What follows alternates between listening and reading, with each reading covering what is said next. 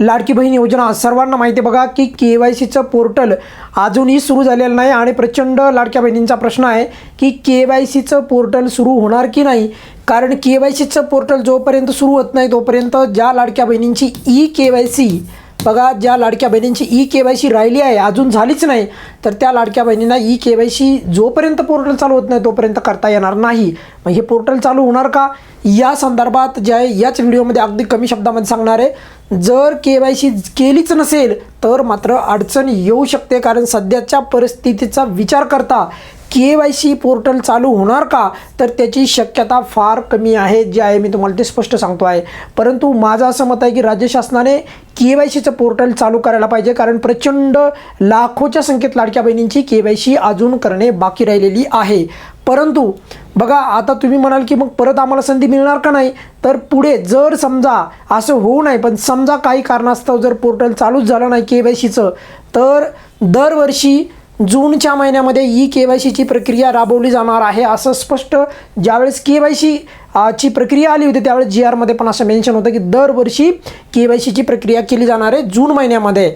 आणि त्यानुसार जर KYC केलीच नसेल समजा एखाद्या लाडक्या बहिणीनी तर त्या लाडक्या बहिणीला जून महिन्यापर्यंत म्हणजे येणाऱ्या जून महिन्यापर्यंत वाट पण पाहावी लागू शकते। ही बाब पण अत्यंत महत्त्वाची आहे। पण बघा, माझ्या मते तर KYCचं पोर्टल सध्या तरी चालू होण्याचे चान्सेस खूप कमी आहेत, तरी देखील आपण त्या संदर्भात आवाज आपल्या चॅनलच्या माध्यमातून उठवूयात। पण आपण जो मुद्दा आणखी एक लावला होता, ज्या लाडक्या बहिणींची KYC चुकली होती तर त्यांना मात्र किमान अंगणवाडी सेविकेच्या द्वारे त्यांची पडताळणी चालू आहे। वेगवेगळ्या ठिकाणाहून वेगवेगळ्या जिल्ह्यामधून लाडक्या बहिणी विचारत आहेत। थोडक्यात सर्व जिल्ह्यांमध्ये KYCची पडताळणी जवळपास सुरू झालेली आहे।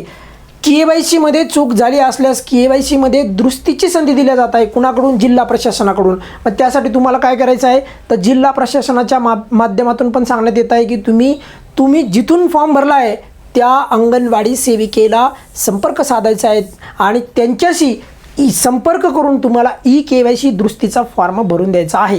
कसा फॉर्म भरायचा त्याबद्दल मी यापूर्वी सांगून झालेलं आहे।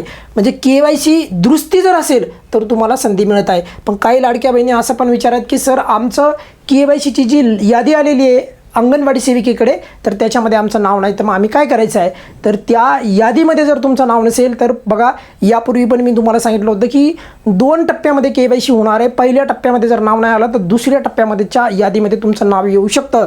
त्यामुळे पहिल्या टप्प्याच्या यादीमध्ये ज्यांचे नाव आलेले त्यांची सध्या KYCची दुरुस्ती प्रक्रिया राबवली जात आहे आणि अजून राहिलेल्या लाभार्थ्यांची जी काही पुढे KYC करण्याचं जे सध्या जरी चित्र क्लिअर होत आहे। परंतु तुम्हाला जर असं वाटत असेल की नाही माझी KYCचं माझं पुढच्या टप्प्यामध्ये नाव येईल की नाही तर तुम्ही तुमच्या बालविकास प्रकल्प अधिकारी जे असतात CDPO तर त्यांना देखील संपर्क करू शकता जर तुम्हाला याच्या व्यतिरिक्त जर काही तुमच्या मनामध्ये प्रश्न असतील तर। KYCच्या संदर्भात सांगतोय मी तुम्हाला। आणि ज्या लाडक्या बहिणींची KYC दुरुस्ती प्रक्रियामध्ये नाव आलं आहे त्यांनी जरूर KYC करा। आणि प्रचंड लाडक्या बहिणींना आपल्या चॅनलवर वारंवार सांगून पण काही लाडक्या बहिणींनी चुका केल्या KYC मध्ये, बघा आता किती त्याची अडचण येत आहे। आता तुम्हाला समजलं असेल किती महत्त्व आहे। त्यामुळे योग्य मार्गदर्शन खूप महत्त्वाचं आहे आणि त्याहीपेक्षा महत्त्वाचं म्हणजे आपल्या चॅनलवरच्या लाभार्थ्यांच्या तरी कमी KYCच्या चुकल्या, कारण ते त्यावेळेस आपल्या चॅनलला जुकलेले नव्हते पण त्यांनी चुकीचे व्हिडिओ पाहिले आणि त्यांना जे आहे KYC फायनल त्यांच्या चुकल्यात। काही जे आहे व्हिडिओ जरी योग्य पाहिले असेल तरी त्यांच्याकडनं चुकल्यात, पण एकंदरीत KYC चुकल्यामुळे किती मोठा जे आहे याच्यामुळे नुकसान झालेलं आहे। ऑलरेडी 3 हप्ते तर आलेलेच नाही, नोव्हेंबर डिसेंबर आणि आताचा पण जानेवारीचा, त्यांना ज्यांची KYC चुकली आहे त्यांना मिळण्याची शक्यता फार कमी आहे।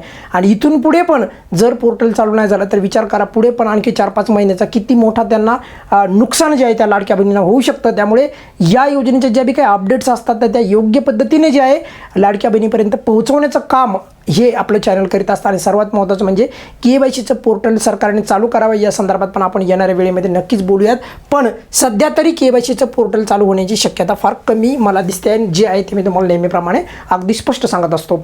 या व्हिडिओमध्ये आपण इथेच थांबूयात, पण नक्कीच सरकार त्याच्यावर विचार करेन आणि KYCचं पोर्टल चालू करण्यासंदर्भात काहीतरी सकारात्मक निर्णय घेईल अशी अपेक्षा करूयात। या व्हिडिओमध्ये आपण इथेच थांबूयात। धन्यवाद।